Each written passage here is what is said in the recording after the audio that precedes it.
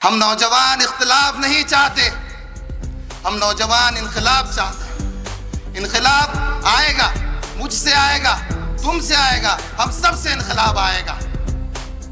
अल्हम्दुलिल्लाह आपके भाई की फोटो भी है, चेहरा भी है, हैंडसम चेहरा है, लड़ने वाला चेहरा है, 3 नंबर मुबारक है। सोचिए मत, उस पे बटन लगाइए। हमारी माँ और बहनों को भी कहिए कि ये जो चेहरा है, ये चेहरा हमारी इज्जत का चेहरा है। कहाँ गई केएमटीसी? क्यों आपने केएमटीसी पर आवाज नहीं उठाई? पूरा के उस नौजवान को जो कर्ज के बोझ में आकर फांसी डाल लिए थे, कहाँ गई थी पूरे नौजवानों की लोन की स्कीम्स? क्यों नौजवानों तक आपने अपनी नौजवानों की स्कीम्स नहीं पहुंचाई? नासिर हुसैन उस्ताद की जीत का ऐलान होगा उस दिन गुलबर्गा में जो सूरज उगेगा वो एक मजबूत क़यादत लेकर उगेगा। गुलबर्गा में जो सुबह होगी वो गुलबर्गा के तरक्की की सुबह होगी। उस दिन जो सुबह होगी वो गुलबर्गा के 5 साल के अंधेरी खामोश रात की सुबह होगी। ये इलेक्शन आपका और मेरा इनफरादी इलेक्शन नहीं है। ये इलेक्शन नासिर हुसैन उस्ताद का भी नहीं है। ये इलेक्शन यहाँ पे मौजूद हर नौजवान का इलेक्शन है। ये इलेक्शन यहाँ पर हिंदू मुस्लिम इत्तेहाद का इलेक्शन है। ये इलेक्शन जुल्म के खिलाफ आवाज उठाने का इलेक्शन है। ये इलेक्शन फासिस्ट ताकतों के खिलाफ आंख में आंख मिला करके उनके सवालों का मुंह तोड़ जवाब देने का इलेक्शन है। उनको 1978 में महज 2000 के वोटों पर समेट देने वाली शख्सियत का नाम कमरुल इस्लाम था। वो एक नौजवान, आप भी एक नौजवान, और आज वक्त आ गया है कि उस वक्त के नौजवानों की तरह आप भी एक इंकलाब बर्पा करें। जेडीएस पार्टी ने आने वाले असेंबली इलेक्शन को लेकर अपनी पकड़ और भी मजबूत कर दी है। शहर के कई सारी औरतें और बुजुर्ग जेडीएस पार्टी में शामिल हो रहे हैं, तो वहीं शहर के नौजवान नासिर हुसैन उस्ताद के सपोर्ट का ऐलान भी कर रहे हैं। ऐसे ही एक नौजवान सैयद मीरान इनामदार और उनके ग्रुप ने जेडीएस पार्टी को ज्वाइन किया Gulbarga north JDS MLA candidate Nasir Hussain Ustad के नेतृत्व में। और साथ ही नासिर हुसैन उस्ताद ने इन सभी को जेडीएस पार्टी के पोस्ट से भी नवाजा और इनके साथ वार्ड नंबर 15 और 16 के नौजवानों ने आने वाले असेंबली इलेक्शन में भारी वोटों से नासिर हुसैन उस्ताद को जिता कर लाने का वादा किया। जेडीएस के यूथ लीडर सुफियान पटेल ने खुले अल्फाजों में इस बात का ऐलान किया कि इस ग्रुप के सभी नौजवान जेडीएस पार्टी को सपोर्ट करेंगे और आने वाले इलेक्शन में नासिर हुसैन उस्ताद को एमएलए बनाकर रहेंगे।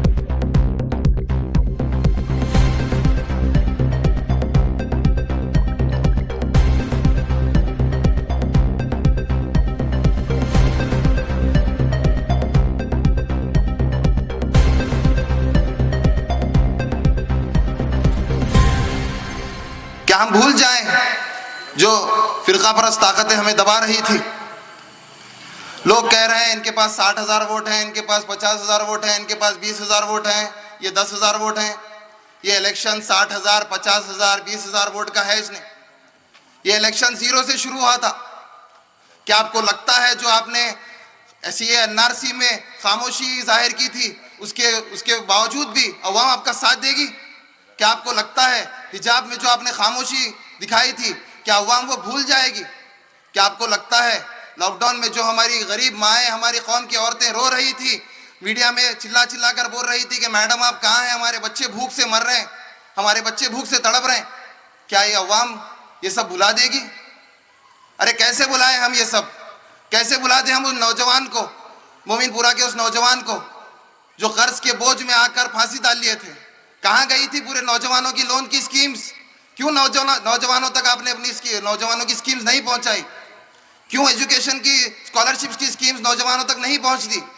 क्यों हमारी बहनें, हमारे स्कूल में पढ़ने वाले भाई क्यों लोगों के दरों पर ठोकर खाते हुए फिर रहे हैं, ऑफिसों के दरों पर ठोकर खाते हुए फिर रहे हैं? कहाँ गई केएमटीसी? क्यों आपने केएमटीसी पर आवाज़ नहीं उठाई? क्यों ये एजुकेशन स्कॉलरशिप्स लोगों तक अभी तक नहीं पहुँच रही? क्या आपने इन चीज़ों पर आवाज़ उठाई है? क्या आपने इन चीज़ों की फिक्र की है? जब गुलबर्गा की अवाम ने आपको चुनकर भेजा था असेंबली में, क्या वहाँ पर आवाज़ उठी? नहीं, बिल्कुल आवाज़ नहीं उठी। ये इलेक्शन, ये जो इलेक्शन है ये 1978 का इलेक्शन है। हमने तो 1978 का इलेक्शन नहीं देखा, पर मैंने अपने बड़ों से उस इलेक्शन के बारे में बहुत सुना है कि कैसे गुलबर्गा की अवाम ने मुत्तहिद होकर एक कमज़ोर क़यादत को गिराकर एक मजबूत क़यादत को उठाया था, कि कैसे गुलबर्गा की अवाम ने मुत्तहिद होकर कांग्रेस को गिराकर बिना दूसरी पार्टी का चेहरा देखकर जनाब कमरुल इस्लाम को अपना क़याद बनाया था। गुलबर्गा की अवाम कभी किसी पार्टी की गुलाम नहीं है। आप पार्टी की बात करना छोड़ दो, गुलबर्गा की अवाम कभी किसी पार्टी की गुलाम नहीं थी। जिस तरह 1978 में गुलबर्गा ने मुत्तहिद होकर एक कायद चुना था, एक क़यादत बनाई थी, इसी तरह गुलबर्गा वही इतिहास रच रहा है। पूरी गुलबर्गा की अवाम, पूरे गुलबर्गा के बिरादरी, दानिशमंद लोग, हम सब नौजवान, कमिटीज, ऑर्गेनाइजेशंस, सब एक क़यादत बनाने के लिए निकले हैं और सब नासिर हुसैन उस्ताद को सपोर्ट कर रहे हैं। इनकलाब आएगा। हम नौजवान इख्तिलाफ नहीं चाहते, हम नौजवान इनकलाब चाहते हैं। इनकलाब आएगा, मुझसे आएगा, तुमसे आएगा, हम सब से इनकलाब आएगा इंशाअल्लाह। इलेक्शन के बाद हमारे कायद नासिर हुसैन उस्ताद ही होंगे और जिस दिन नासिर हुसैन उस्ताद की जीत का ऐलान होगा, उस दिन गुलबर्गा में जो सूरज उगेगा वो एक मजबूत क़यादत लेकर उगेगा। गुलबर्गा में जो सुबह होगी वो गुलबर्गा के तरक्की की सुबह होगी। उस दिन जो सुबह होगी वो गुलबर्गा के 5 साल के अंधेरी खामोश रात की सुबह होगी। 10 मई को जो इलेक्शन है उसमें 3 नंबर को दबाना है, गुलबर्गा को बचाना है। 3 नंबर को दबाना है, गुलबर्गा को बचाना है, उस्ताद को जिताना है, गुलबर्गा को बचाना है। यहाँ पर कसीर तादाद में नौजवान यहाँ पर मौजूद है। मैं इतना ही कहना चाहता हूँ कि ये इलेक्शन नौजवानों का इलेक्शन है। कोई भी इनकलाब नौजवानों के बगैर नहीं आया है। नौजवानों में वो जोश, वो ताकत, वो हिम्मत, वो जुर्रत होती है कि वो बेबाकी के साथ, हक का साथ, सच का साथ देते हैं। नौजवान उस बहते हुए पानी के मानिंद हैं जो सूखे बंजर जमीन को हरियाली से भर देते हैं, फसल भर देते हैं। आज जरूरत इस बात की है कि आप नौजवान इस गुलबर्गा शहर में होने वाले इस तारीखी इंतखाबात के अहम किरदार को निभाना है, अपने आप को जिम्मेदार बनाना है, अपने आप को इन 5 साला दौर इक़्तिदार में जो मामलात हुए हैं आपने उसको महसूस किया है, देखा है। सुफियान भाई ने बड़े अच्छे अंदाज में आपके बीच में बात रखी। मैं चाहता हूं कि आप इस इलेक्शन को एक चैलेंज की तरह लेंगे कि नहीं लेंगे? इस इलेक्शन को अगर आप चैलेंज की तरह लेंगे तो दुनिया की कोई ताकत हमको जीत से नहीं रोक सकती। यह मैं आपको दावे के साथ कहना चाहता हूं, दावे के साथ। हिसाब किताब की बात नहीं है, वोट बैंक की सियासत की बात नहीं है। मैं पहले इलेक्शन में लड़ा एक नई पॉलिटिकल पार्टी से जिसका वोट बैंक भी 0 था। पहले इलेक्शन में दूसरे नंबर पे आया। कमरुल इस्लाम साहब पहले इलेक्शन में एक नई पॉलिटिकल पार्टी से आए, सिटिंग एमएलए को 2000 वोट पे सीमित किए। तो वो हिसाब किताब में मत जाइए, हमको एक नया इनकलाब पैदा करना है। बस हो गई है हमको खामोशी की ये सियासत, हिकमत के नाम पर बुज़दिली की सियासत। बेशक हमको हिंदू, मुसलमान, सिख, ईसाई भाइयों की तरह जीना है, मगर यह इंसाफ नहीं है, यह हमें मंजूर नहीं है कि हमारे खिलाफ कोई बात करता है, हमारी शरीयत के खिलाफ कोई बात करता है, हमारी बहनों के लिबास की तरफ कोई बात करता है, हमारे इबादत घरों की तरफ कोई उंगली उठाता है, हमारे अजान के ऊपर सवाल उठाए जाते हैं और हम खामोश बैठ करके तमाशा देखते रहे इस खौफ के साथ कि अगर हम बात करेंगे तो पोलराइजेशन हो जाएगा और बीजेपी को ताकत मिलेगी। नहीं, आज जरूरत इस बात की है कि हमें पूरा यकीन है कि हम अगर बात करेंगे तो हमारे हिंदू भाई भी समझेंगे कि ये काम बर्दाश्त करने के लिए नहीं है। हम उस मुल्क के उतने ही हिस्सेदार हैं जितने दूसरे मजहब के लोग। क्या बात है कि मुसलसल तौर पर हम पे अटैक किया जाता है, बर्दाश्त करना नहीं है। एक नई तारीख को जीना है। हमारे बुजुर्गों ने 1978 के अंदर एक नौजवान को उन्होंने मौका दिया। आज आपके हाथ में वो जिम्मेदारी है, आपको इस जिम्मेदारी को लेना है, आपको उस चैलेंज को लेना है। अगर आप ये सोच रहे हैं कि नासिर भाई ने मुझे बात नहीं की, मदर साहब हमको लाइट लिए, नासिर भाई हमको नहीं पहचानते, तो मैं आपको बोल रहा हूं कि आपको 25-30 साल तक इस छोटी सी गलती का खामियाजा भुगतना पड़ सकता है। 25-30 साल तक। ये इलेक्शन आपका और मेरा इंफरादी इलेक्शन नहीं है, ये इलेक्शन नासिर हुसैन उस्ताद का भी नहीं है, ये इलेक्शन यहाँ पे मौजूद हर नौजवान का इलेक्शन है। ये इलेक्शन यहाँ पर हिंदू मुस्लिम इत्तेहाद का इलेक्शन है। ये इलेक्शन जुल्म के खिलाफ आवाज उठाने का इलेक्शन है। ये इलेक्शन फासिस्ट ताकतों के खिलाफ आंख में आंख मिला करके उनके सवालात का मुंह तोड़ जवाब देने का इलेक्शन है। इस इलेक्शन को आप अपना इलेक्शन समझेंगे इंशाअल्लाह। इस नौजवानों की टोली, इस नौजवानों की इतनी ज्यादा तादाद में हमने समझा कि एक छोटी सी ग्रुप मीटिंग होगी, मगर अल्हम्दुलिल्लाह इतने कसीर तादाद में नौजवान मौजूद हैं, अभी आ रहे हैं। मगर मैं माजरत चाहता हूं, हमारे भाई सैयद मदर एडवोकेट साहब यहां पर मौजूद हैं, वो आपके बीच में बात रखेंगे, इत्मीनान से रखेंगे। आपसे गुजारिश है कि आप यहीं पे बैठ जाएं। बस एक छोटे छोटे 2 बातें जो आज की जरूरत है, उस बात को मैं आपको कहना चाहता हूं। आज यहां से इस मीटिंग से आप निकलेंगे तो आपके घर में जो खवातीन हैं, उन खवातीन को हमारी माँ और बहनों को सिंबल के ताल्लुक से बताना है। क्या है हमारा सिंबल?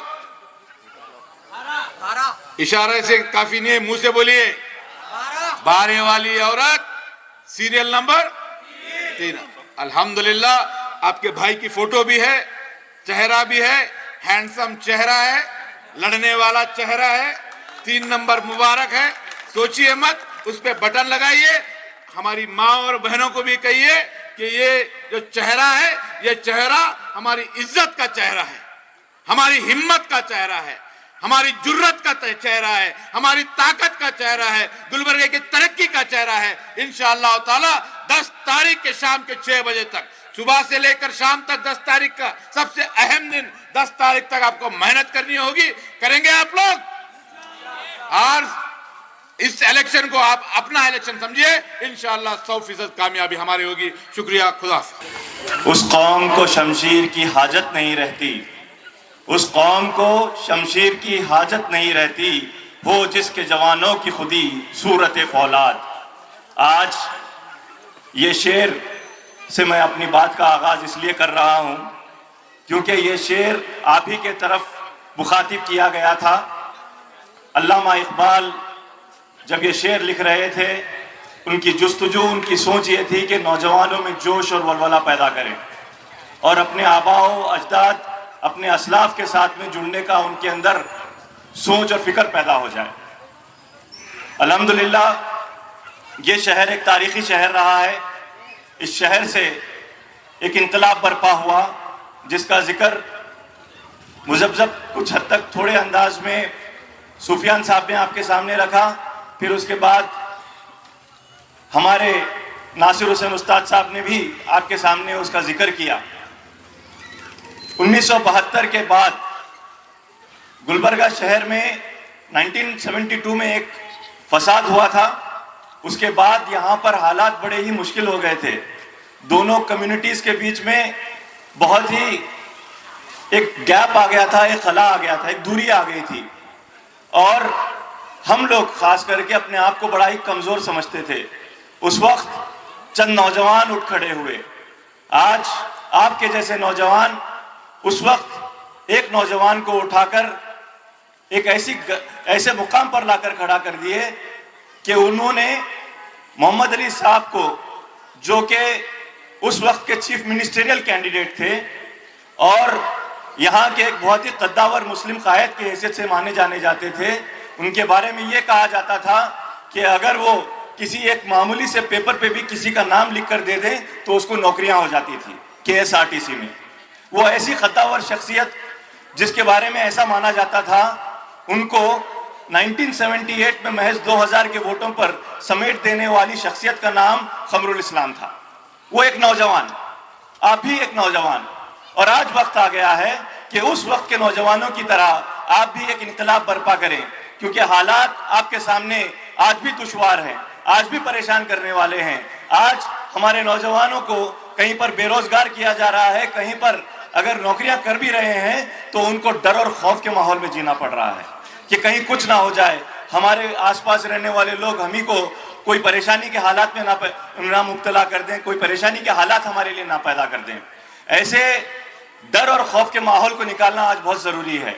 और जब कभी भी ऐसे हालात पैदा होते हैं जहां पर डर और खौफ के अपने अंदर अपने मिजाज में कमजोरियां पैदा करने वाली ऐसी सोच पैदा हो जाती है, तो ऐसे हालात में एक मजबूत लीडर को लाना बहुत ज़रूरी हो जाता है। आपके कौम में, आपकी कम्युनिटी में जहां जहां पर भी जब भी कोई कौम अपने आप को कमजोर महसूस करती है तो अपने नुमाइंदों को, अपने कम्युनिटी के लीडर्स को देखती है। लिंगायत कम्युनिटी अपने लीडर को चुनती है, कुर्बा कम्युनिटी अपने लीडर को चुनती है। येदियुरप्पा साहब लिंगायत के सबसे बड़े कद्दावर लीडर, कुर्बा कम्युनिटी के सबसे बड़े कद्दावर लीडर सिद्धरामैया साहब। ऐसे लीडर्स हर कम्युनिटी में रहते हैं, लेकिन क्या बात है कि पार्टियां मुस्लिम लीडर्स को आगे बढ़ने का मौका नहीं देना चाहती, आगे बढ़ने से उन्हें रोकती है। आज यही हालात है। गुलबर्गा शहर में गुज़िश्ता 5 सालों में जो हालात, जो परेशानियां गुजरी हैं, वो मुश्किलों को, वो परेशानियों को अगर देखा जाए, जैसे कि अलंत का मसला हुआ, CAA-NRC का 1.5 लाख का मजमा जब निकला था नगरेश्वर स्कूल से, आपके जैसे नौजवान उसके अंदर कसीर तादाद में थे और नासिर हुसैन उस्ताद साहब को एक लीडर की हैसियत से आगे बढ़ाने का आप लोगों ने काम किया था। ना सिर्फ